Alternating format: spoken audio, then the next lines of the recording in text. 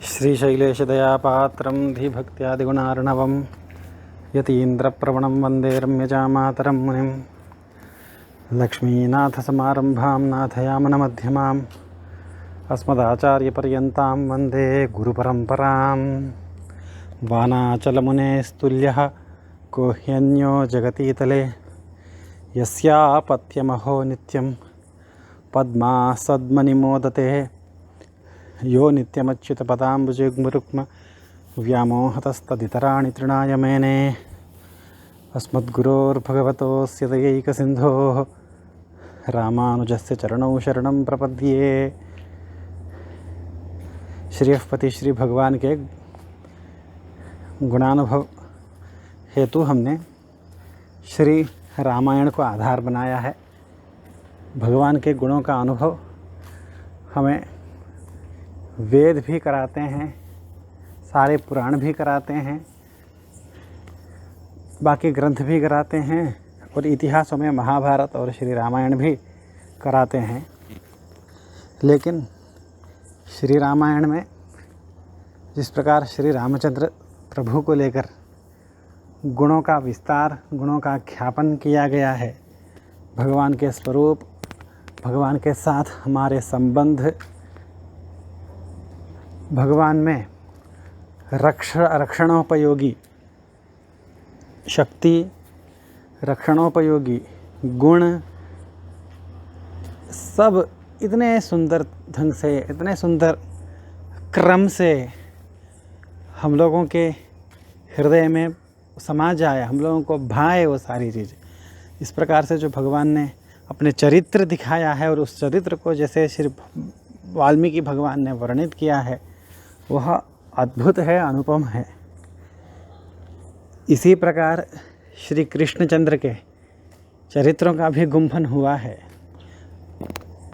भगवान रामचंद्र जी का चरित्र का गुम्फन तो वाल्मीकि जी के ही ग्रंथ में अधिक प्रकाशित हैं, ऐसा अन्यत्र नहीं है। लेकिन कान्हा को लेकर, जो उसके गुणों को लेकर जो अनुभव है, वह केवल भागवत, महाभारत आदि इतिहास पुराण में ही नहीं है, व्यास जी के ग्रंथ में ही नहीं है, समस्त आழ்वारों के ग्रंथों में, बाकी भक्तों के ग्रंथों में उनको लेकर किया हुआ अनुभव वो अलग ही है। लेकिन हमारा अभी आधार श्री रामायण है और वाल्मीकि जी के प्रश्नों के आधार पर हम उन गुणों को लेकर अनुभव कर रहे हैं। वहाँ तो पदे पदे भगवान के स्वरूप, गुण, विभूति, लीलाओं का दर्शन होता है। लेकिन गुणों का लेके ही प्रश्न हुआ है श्री रामायण में। तो जिस प्रकार प्रश्न हुआ है, जिस क्रम से प्रश्नों को किया है वाल्मीकि भगवान ने नारद जी से, नारद भगवान से, उसी क्रम से हम अनुभव कर रहे हैं। तो आज हम चारित्रेण च को युक्तः सर्वभूतेषु को हितः, इस प्रश्न के आधार पर श्री राम जी के गुणों का अनुभव करेंगे। यह दो प्रश्न है। चारित्रेण च को युक्तः, चारित्र माने चरित्र, चरित्र को ही चारित्र भी बोल दिया जाता है संस्कृत में। चरित्र शब्द चारित्र भी बन जाता है। तो चारित्र से माने चरित्र से कौन युक्त है, चरित्रवान कौन है, माने भगवान के चरित्रवत्ता को लेकर प्रश्न किया जा रहा है। और सर्वभूतेषु को हितः, सभी प्राणियों के लिए हित करने वाला कौन है। दो प्रश्नों का, ये दो प्रश्न हुए और दो गुणों को लेके प्रश्न हुआ। सबका हितकारी कौन है, हितकारिता, और सबके प्रश्न के उत्तर के रूप में तो राम जी ही आएंगे। तो राम इक्ष्वाकु वंश प्रभवः रामो नाम जनैः श्रुतः, यही बोलेंगे नारद जी। तो राम जी में सर्वभूत हितकारिता को और चरित्रवत्ता को ये बताना है। तो चरित्र माने क्या है, ये हमें सबसे पहले समझना है। चरित्रवान किसे बोला जाता है, चरित्र क्या चीज़ है। चरित्र एक व्यापक चीज़ है।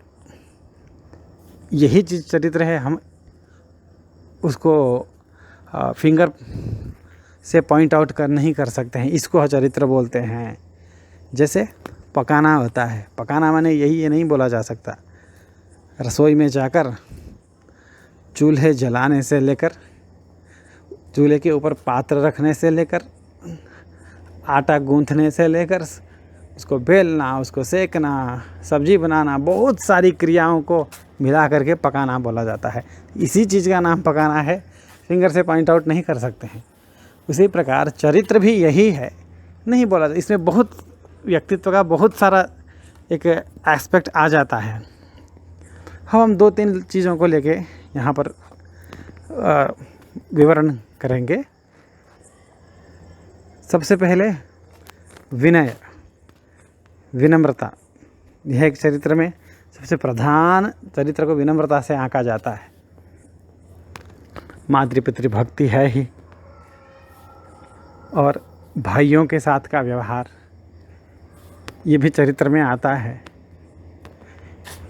और चरित्र में त्याग भी आता है, सत्य भी आता है। तो त्याग, सत्य इत्यादि को लेकर तो हमने पृथक भगवान के सत्य वाक्य इत्यादि में त्याग निष्ठा को लेकर पृथक एक हमने अनुभव किया है। तो उन चीज़ों का यहाँ विस्तार नहीं करेंगे। तो यहाँ भगवान के चरित्रों को लेकर मुख्य मुख्य 2-3 बातों को बताया जाएगा।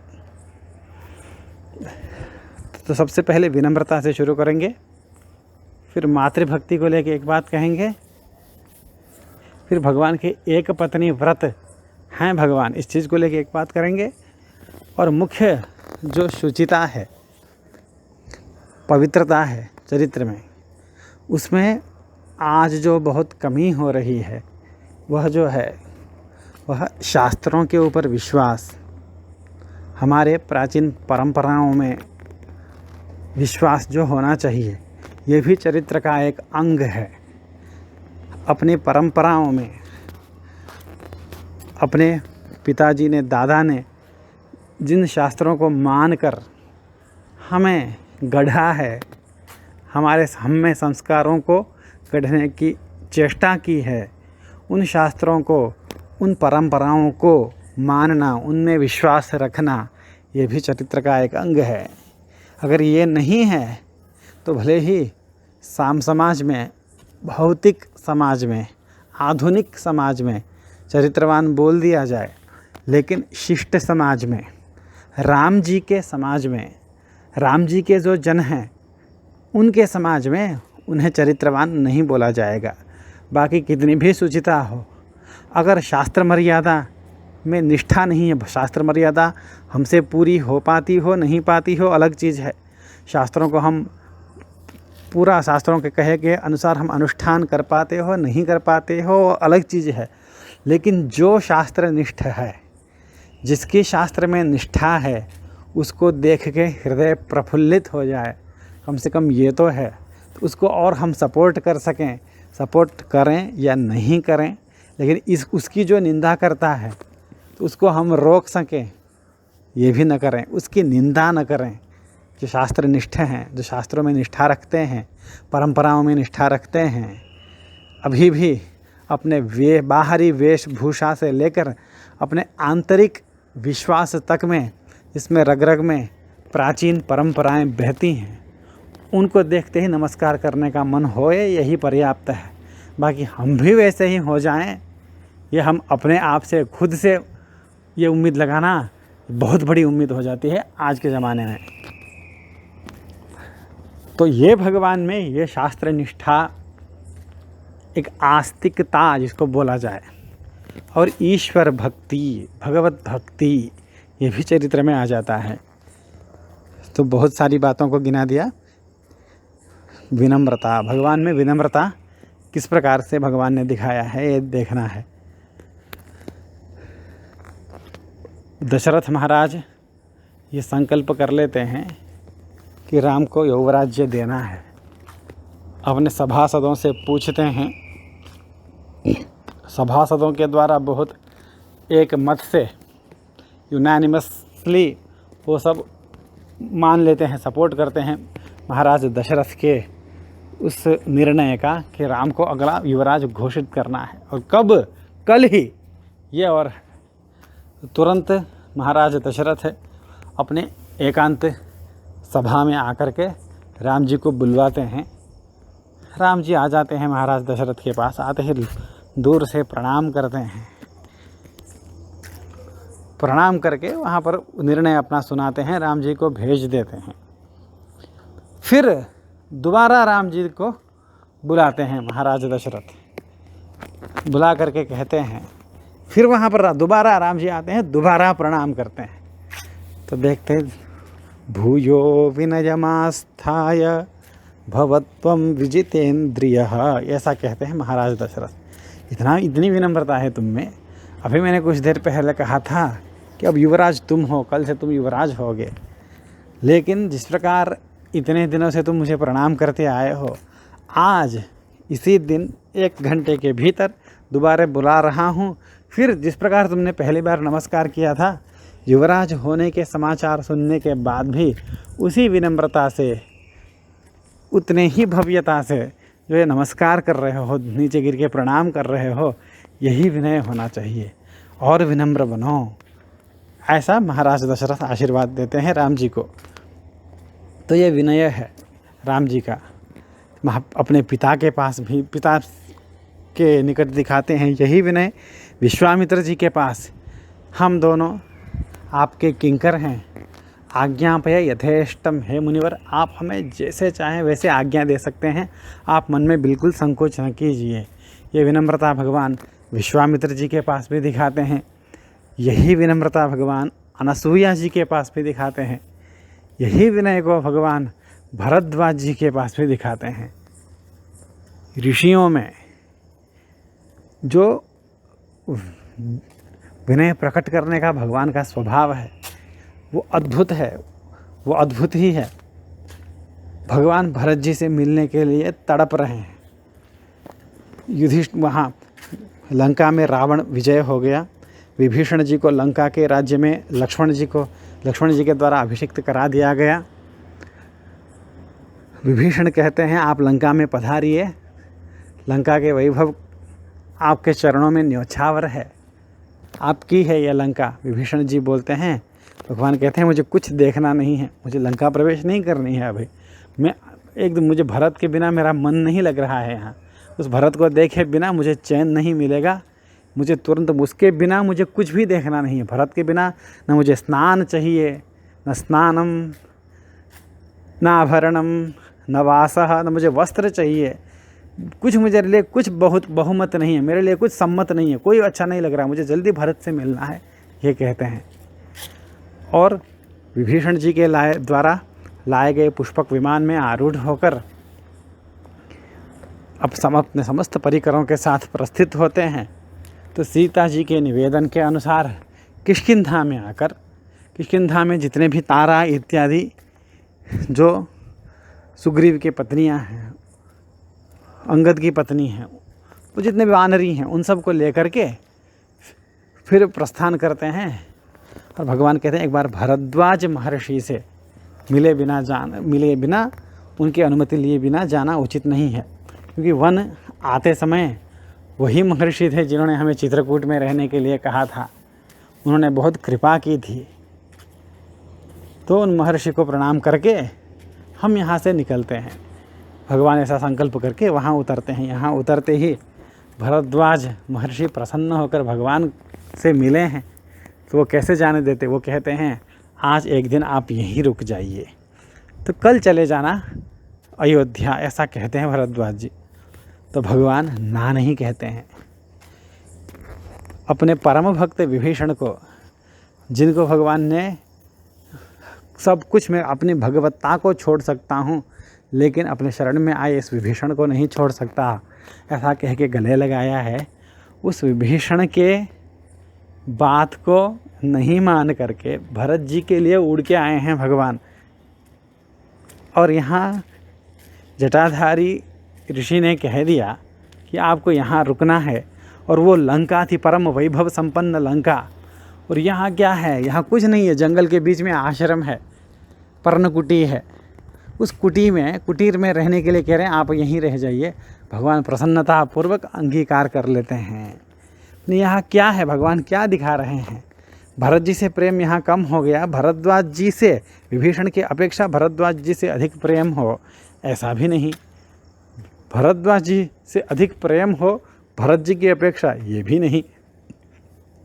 लेकिन भगवान यहाँ अपने से जो बड़े हैं, वैसे तो भगवान से बड़ा कोई है नहीं, लेकिन मनुष्य अवतार में मनुष्य लीला कर रहे हैं, तो ऋषि मुनि बहुत दिनों से, बहुत आयु में हर तरह से बड़े दिख रहे हैं भगवान से, तो उनकी बात को टालना उचित नहीं है। ये लोक मर्यादा के अनुकूल नहीं है। वहाँ भगवान विनम्रता दिखाते हुए, परम विनय दिखाते हुए उनकी बातों को मान लेते हैं। विभीषण के बात को नहीं मानने या मानने से उनकी विनम्रता, उनके विनय में, इस गुण में अधिकता या कमी नहीं देखी जा सकती है, क्योंकि वो उनके शरणागत हैं, उनके द्वारा उपकृत हैं।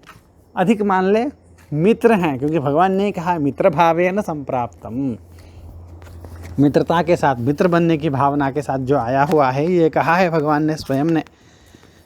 तो भगवान ने तो मित्र मान रखा है विभीषण जी को।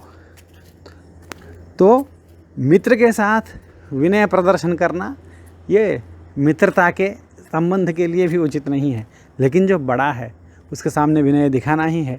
तो भरद्वाज ऋषि के वचन को मान करके भगवान वहीं रुक जाते हैं, अपने आप को किसी तरह संभाल लेते हैं। भरत जी के साथ मिलने की जो तीव्र इच्छा थी, उस इच्छा को वहाँ पर विनय के कारण दबा लेते हैं। यह तो हो गया भगवान का जो विनय नाम का गुण। पितृभक्ति के बारे में ज़्यादा बोलना ही नहीं है। पिता के लिए उन्होंने यही कह दिया था कि मैं आग में कूद जाऊं, मैं पर्वत से छलांग मार दूं, मैं समुद्र में डूब जाऊं, महाराज कहे तो हंसते हंसते वन जाने की बात क्या बड़ी बात है, अभी चला जाता हूं, बोलते हैं अपने पिता के लिए। और मातृभक्ति इतनी है उनमें, कैकेयी जी, कौशल्या जी, सुमित्रा जी, सब में भक्ति है। इतनी भक्ति है, जब गोदावरी में स्नान करने के लिए उतरते हैं पंचवटी में रहते समय,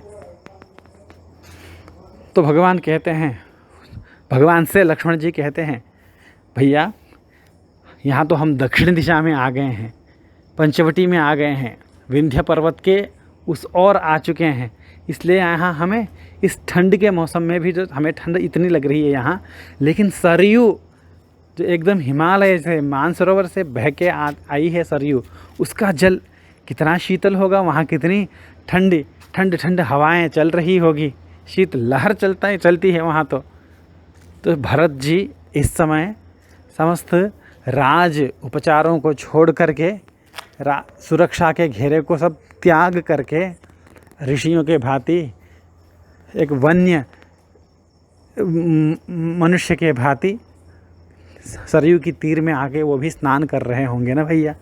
कैसे स्नान कर रहे होंगे वो भी।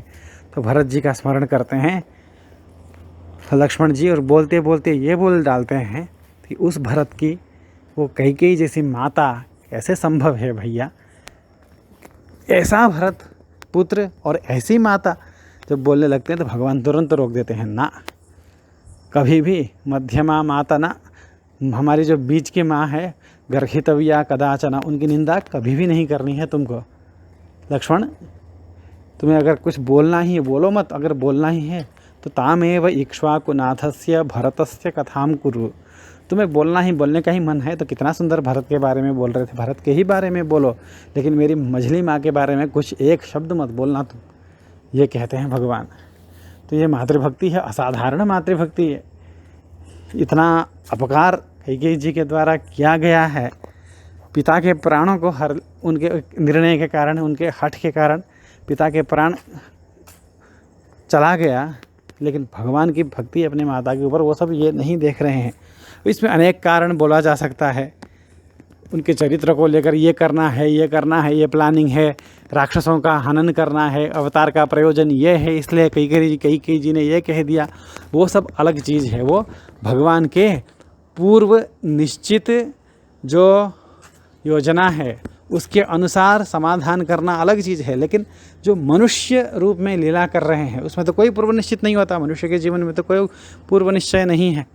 तो मनुष्य की दृष्टि से जब देखते हैं, मनुष्य लीला के रूप में जब इसको देखते हैं, तो भगवान की विनम्रता, भगवान की जो मातृभक्ति है वह भी असाधारण है। ये भी एक चरित्र कोटि में आता है। और जब एक पत्नी व्रत है भगवान का, उसमें बोलना ही क्या है, उसमें भी 2-3 वचन है, वो तो बहुत प्रसिद्ध है भगवान का एक पत्नी व्रत। वहाँ एक वचन यह है कि भरत जी जब आते हैं कई देश से, और सब सुना सुना लगता है उनको अयोध्या में, कई जी के पास जाके पूछते हैं ये क्या हो गया, कि अयोध्या इतनी सूनी क्यों है, आप लोगों का स्वरूप इतना सूना क्यों है, हुआ क्या वहाँ पूछते हैं। तो बोलते हैं महाराज नहीं रहे, महाराज दशरथ महाराज नहीं रहे, बहुत शोक से पीड़ित हो जाते हैं वो। जैसे जितने ज़ोर से आए थे सबको मिलने के लिए, वो सारा का सारा शरीर में बल तेज कांति एकदम से छिन जाती है उनसे, बैठ जाते हैं ज़मीन पर और माता को पकड़ के बोलते हैं कि हुआ क्या, महाराज कैसे चले गए और भैया कहाँ हैं। तो राम को जंगल भेज दिया गया तुम्हारे पिता ने की आज्ञा से, ये बोलती हैं। तो वज्रपात होता है भरत जी के ऊपर। तो पूछते हैं हुआ क्या, कि उन्होंने किसी दूसरे स्त्री को अपहरण कर लिया, ब्रह्म हत्या कर दिया, गो हत्या कर दिया, वो अनेक प्रश्न करने लगते हैं। तो वहाँ पर कई जी बोलते हैं अच्छा ये क्या बोल रहा है तू, नराम परदारान वही चक्षुर्भ्याम अपि पश्यति, तुझे नहीं मालूम है क्या, राम पराई स्त्री को आँख उठाकर भी नहीं देखता, ये कई जी बोल रहे हैं। जब उनको ये बताना है कि राम को भेजकर अच्छा किया हमने, तू यहाँ पर राजा बन, ये कहना है, लेकिन वहाँ पर ये बोल रही हैं राम जी के बारे में, कभी राम दो पराई स्त्री को आंख उठाकर भी नहीं देखता। सीता जी स्वयं बोलती हैं, कोई कुछ भी कहे, लेकिन जब सीता जी बोले तो उसका महत्व अलग है। जब सीता जी सत्य, अहिंसा और ब्रह्मचर्य, इन 3 बातों को लेकर राम जी से बात करती हैं, तो कहती हैं सत्य तो आप में नित्य प्रतिष्ठित ही है, और आप में कितना संयम है, ब्रह्मचर्य है, ये मैं जानती ही हूँ, स्वयं वो भी कहती हैं। तो सीता जी ही साक्षी है भगवान के एक पत्नी व्रतत्व के लिए। तो ये जो धर्म है, ये जो चरित्र है भगवान का, विनय, मातृपितृ भक्ति और एक पत्नी व्रतत्व, ये तो है ही, ये लोक में सबके लिए आवश्यक चरित्र है। लेकिन जो दूसरा है शास्त्र निष्ठा, अपने परंपराओं को, वैदिक मर्यादाओं को निभाने की एक प्रवृत्ति, वो भी असाधारण है श्री रामचंद्र में। जब वो लंका में युद्ध के लिए आते हैं, शोक से आकुल व्याकुल होते हैं, लक्ष्मण जी समझाते हैं भैया आप शोक से व्याकुल मत होइए, हम ज़रूर भाभी को यहाँ से लेके जाएंगे, उस दुष्ट रावण का वध करके हम जाएंगे, ऐसे बोलते हैं। और भैया से बोलते हैं भैया संध्या काल आ चुका है, आपको अपना अनुष्ठान करना है। तो भगवान तुरंत किसी प्रकार से अपने आंसुओं को पोंछकर हाथ पे चरण और हस्त प्रक्षालित करके संध्या वंदन करते हैं। ये लिखा गया है संध्याम उपासत। कैसे संध्या का उपासन करते हैं, ध्यान किसका करते हैं, सीता जी का ही ध्यान करते हैं। सीताम कमलपत्राक्षीम ध्यायन, ऐसा लिखा गया श्री रामायण में। ध्यान तो कर रहे हैं सीता जी का, गायत्री का ध्यान न करके कोई बात नहीं, राम जी, सारी दुनिया राम जी का ध्यान करते हैं, राम जी सीता जी का ध्यान करते हुए संध्या को छोड़ नहीं रहे उस समय में भी। और जंगल में जब कोई साधन नहीं है, कुछ लेके नहीं आए हैं, फिर भी वहाँ अग्निहोत्र कर रहे हैं, हवन कर रहे हैं। तभी जब भरत जी आते हैं, भरत जी जंगल में चित्रकूट पहुँचते ही देखते हैं कि ऊपर धुआं उठ रहा है, हवन का धुआं। तो बोलते हैं देखो यही जो है धुआं, यहीं पर राम होंगे। भरत जी दौड़ लगाते हैं, और हनुमान जब पता चल जाता है लक्ष्मण जी को कि भरत सेना लेके आया हुआ है, तुरंत बोलते हैं अग्निम संशमयत्वार्यः, मैं वृक्ष के ऊपर चढ़ के देखता हूँ कि कहाँ तक आप पहुँचे हैं, भैया आप जल्दी इस हवन के अग्नि को बुझा दीजिए कि वो लोग यहाँ तक नहीं आ पहुँचे। तो क्या मतलब है, इससे यही सिद्ध हो रहा है कि भगवान उस समय में भी जंगल में जब राज्यवाज्य सब छिन चुका है, कुछ नहीं है उस समय में भी, फिर भी अपने जो धर्म अनुष्ठान है, पूजा है, उन चीज़ों को, भगवान की सेवा है, हवन है, संध्या है, इन चीज़ों को, इन मर्यादाओं को छोड़ नहीं रहे हैं। यहाँ तक कि जंगल में जब हनुमान जी एक कुटिया बना लेते हैं तब भी कहते हैं भगवान वास्तु शांति कराओ लक्ष्मण, ये हम रघुकुल वालों का आचार है। कोई भी घर बनाते हैं तो ऐसे ही प्रवेश नहीं करते हैं, जंगल से कुछ फल वल लाते हैं, यहाँ के ऋषि लोगों को ब्राह्मण लोगों को बुला के कुछ दे करके फिर हम घर के अंदर जाते हैं, पहले वास्तु शमन कराना है। ये कहते हैं भगवान जंगल में एक कुटी बना करके उसमें घुसने के लिए, लेकिन मर्यादा छोड़ा नहीं। वहाँ अयोध्या में होते तो वहाँ अलग प्रकार से दान करते, वहाँ अलग प्रकार से क्रियाओं को करते। यहाँ जंगल में है तो जंगल में जैसा धन है, जैसी स्थिति है, उसी के अनुसार कर रहे हैं। लंका में जाके भी भगवान ने संध्या को नहीं छोड़ा, पूजा को नहीं छोड़ा, और हर चीज़ में ऋषि वाक्य को प्रमाण मानकर ही वो काम करते हैं। हर चीज़ में बिना किसी के वाक्य, बिना किसी अपने प्रिय के, बड़ों के वाक्य को कुछ काम नहीं करते हैं। पिताजी की आज्ञा हुई, जंगल आए, विश्वामित्र की आज्ञा हुई, ताटका का वध किया, विश्वामित्र की ही आज्ञा हुई, धनुर्भंग किया। धनुर्भंग होते ही जब सीता जी के साथ विवाह होने की बात आई तो बोलते हैं भगवान जनक महाराज से, महाराज आपने धनुष रखा था इसलिए मैंने चढ़ा दिया उसको, अब सीता जी से मेरी शादी होनी है नहीं होनी है ये तय दशरथ महाराज करेंगे, ये बोलते हैं भगवान। दशरथ महाराज को बुलाया जाता है और विवाह संपन्न होता है। यहाँ आते हैं, पिताजी ने कह दिया जंगल जाओ, जंगल के लिए चले जाते हैं। भरद्वाज ऋषि से पूछते हैं जंगल में कहाँ रहूँ, तो वो कहते हैं चित्रकूट में रहो, तो चित्रकूट में चले जाते हैं। चित्रकूट में रहने वाले जो महर्षि हैं वो इनसे भयभीत होते हैं, वो निकलने लगते हैं, कहते हैं कि आप तो निकलिए अब आगे। तो भगवान श्री राम वहाँ से दंडकारण्य में प्रविष्ट होते हैं। दंडकारण्य में आते हैं, शरभंग ऋषि का दर्शन करते हैं। वहाँ कहते हैं और आगे जाओ तुम अगस्त्य से मिलो, सुतीक्ष्ण से मिलो। तो उन ऋषियों से मिलते मिलते अगस्त्य ऋषि से मिलके बोलते हैं कि वो कहाँ रहूँ, वो बोलते हैं पंचवटी में रहो। तो पंचवटी में आश्रम बना के रहते हैं। पंचवटी में सीता जी का अपहरण होता है, ढूंढते ढूंढते शबरी माता के आश्रम में पहुँचते हैं। शबरी जी बोलते हैं तुम सुग्रीव से मिलो, तब जाके सुग्रीव से मिलते हैं। तो अंतिम में समुद्र राजा के पास में जा कर के जब बैठते हैं कि समुद्र राजा बोलते हैं कि मेरे ऊपर बना लो पुल, तब समुद्र में पुल बनाते हैं। वहाँ लंका में पहुंचकर भी रावण वध से पूर्व अगस्त्य मुनि आकर उनको आदित्य हृदय स्तोत्र सिखा करके तुम रावण का वध कर लेना कल, ये बोलते हैं, तब जाके रावण का वध करते हैं। हर काम में अपने से बड़े की अनुमति को वो ले रहे हैं। देखिए कितना सुंदर है राम जी का चरित्र। कहीं पर भी भगवान ये नहीं रख रहे हैं कि ये राम ने अपने से कर दिया, स्वयं तो करना तो उनको स्वयं को ही है, लेकिन अप्रूवल ले रहे हैं। हर चीज़ में अप्रूवल ले रहे हैं ऋषियों का, अपने पिता का, या तो पिता या तो कोई ऋषि हो, उनके हर चरित्र में ये दिखाई पड़ रहा है।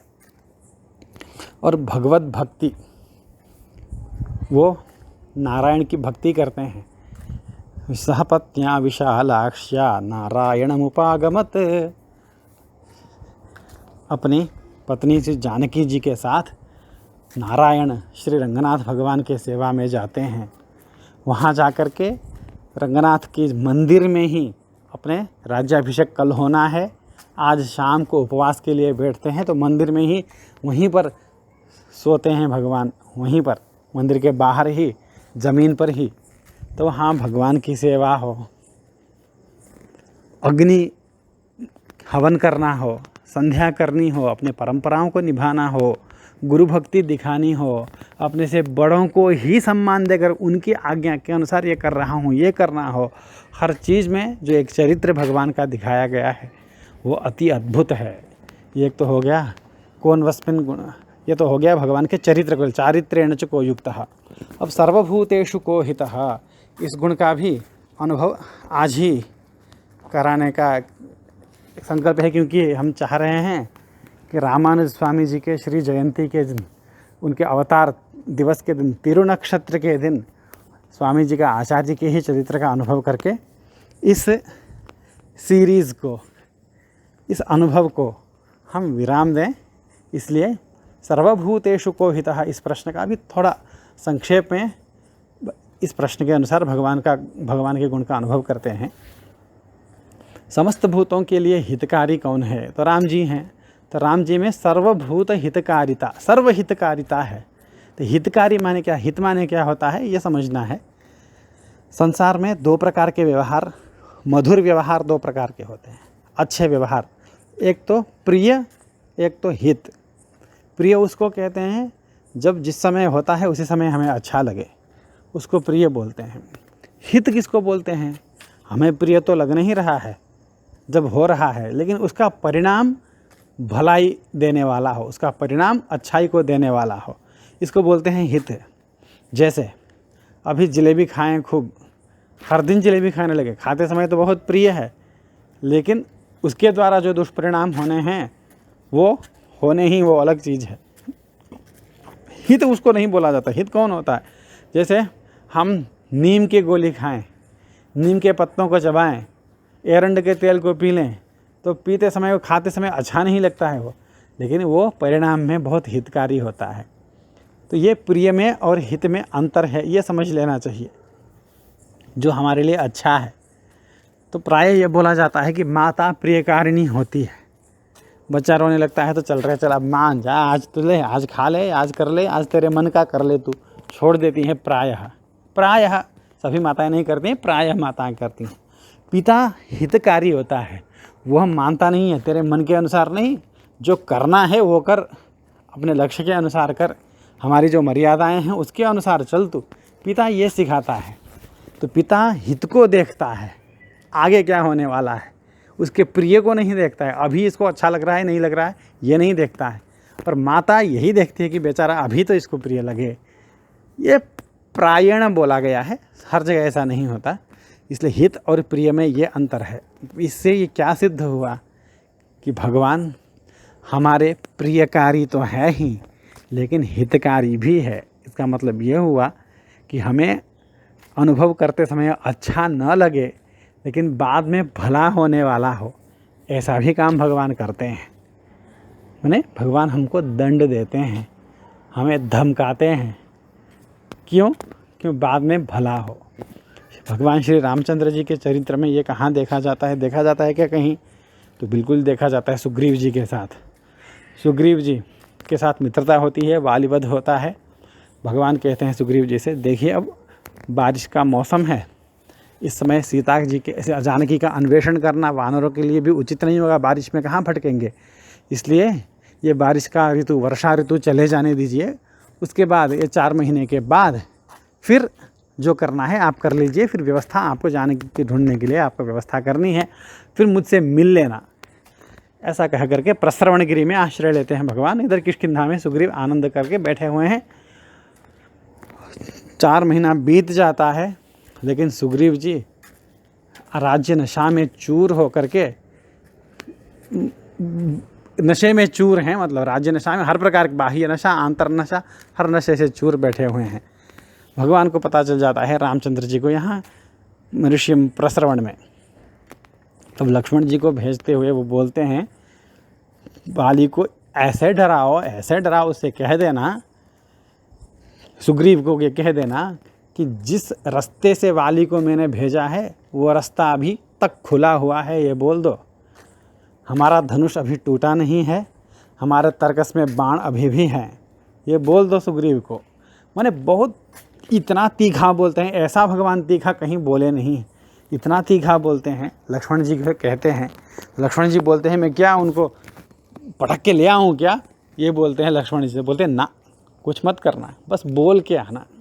तो भगवान ने जो यहाँ पर सुग्रीव जी को धमकाया है, सुग्रीव जी को सुनने पर तो अच्छा लगा नहीं होगा, कोई डांटता है धमकाता है तो अच्छा नहीं लगता है, लेकिन भगवान ये सीख दे रहे हैं कि मित्र के साथ क्या व्यवहार होना चाहिए। मित्र को सखा बोला जाता है। सखा माने क्या है? जिस ख शब्द का अर्थ संस्कृत में होता है इंद्रियां, इंद्रियों को भी ख बोला जाता है। तो समान दोनों की इंद्रियां हो, इसको दुख हो तो उसको भी दुख हो, इसको सुख हो तो उसको भी सुख हो, इस प्रकार के भाव जिसके पास हैं उसे ही सखा बोला जाता है। और सुग्रीव को भगवान ने अपना सखा मान लिया, सुग्रीव के सुख में खुद का सुख मान लिया। सुग्रीव तुमको भी तो चाहिए कि दूसरों के मित्र जिसको बनाए हुए हो उसके सुख और दुख को अपना मानो।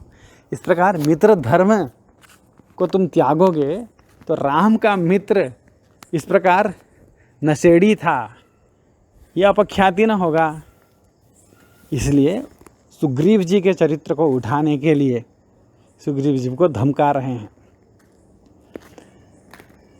इस प्रकार श्री भगवान हितकारी भी हैं। तो हमारे लिए इससे हमें यह देखना चाहिए कि हमारे लिए भी जो भगवान दंड देते हैं, संसार में हमें अनेक दुख मिलते हैं, यही समझ लेना चाहिए कि ये जो हमने अनेक पाप किए हैं, इसमें कोई संशय नहीं है। हर क्षण पाप कर रहे हैं, इसमें भी कोई संशय नहीं है। लेकिन कितना भी पाप करें, हमें बहुत बड़ा बल है कि हम चाह कर पाप नहीं कर रहे हैं। अब ये बल है, हम चाह कर अनजाने में पुराने संस्कारों से, पुरानी वासनाओं से, इस संसार के अनेक दुस्संबंधों से, त्याज्य संबंधों के कारण पाप में प्रवृत्ति होती रहती है। लेकिन पाप को हम दिल से नहीं चाहते। हम चाहते हैं हमसे कोई पाप न हो, हम रामानुजाचार्य के स्वामी जी के शिष्यों में एक बन सकें।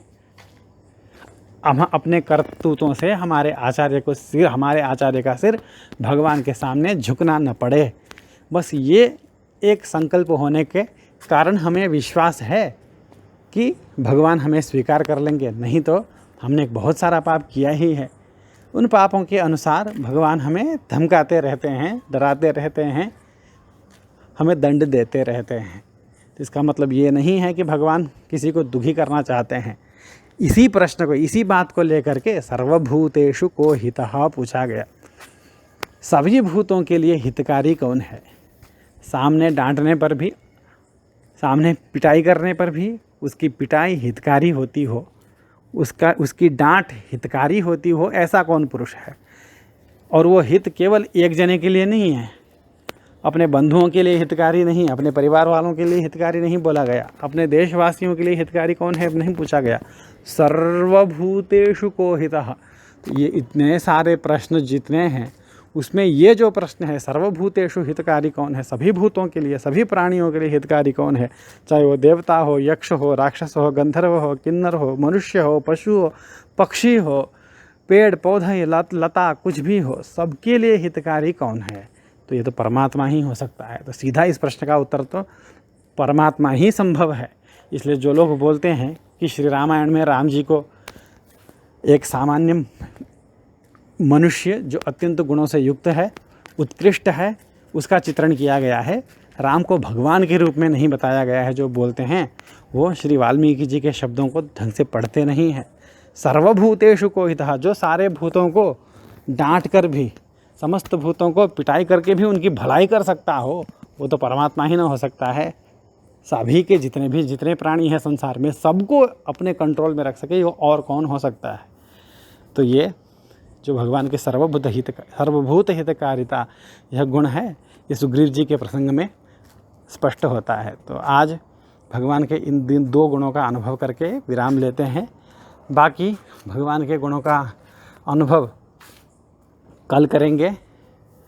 उसके बाद श्री रामानुजाचार्य के वैभव का प्रकाशन करके फिर आगामी दिनों में फिर इस चीज़ों को हम चालू रख सकते हैं। जय श्रीमन नारायण।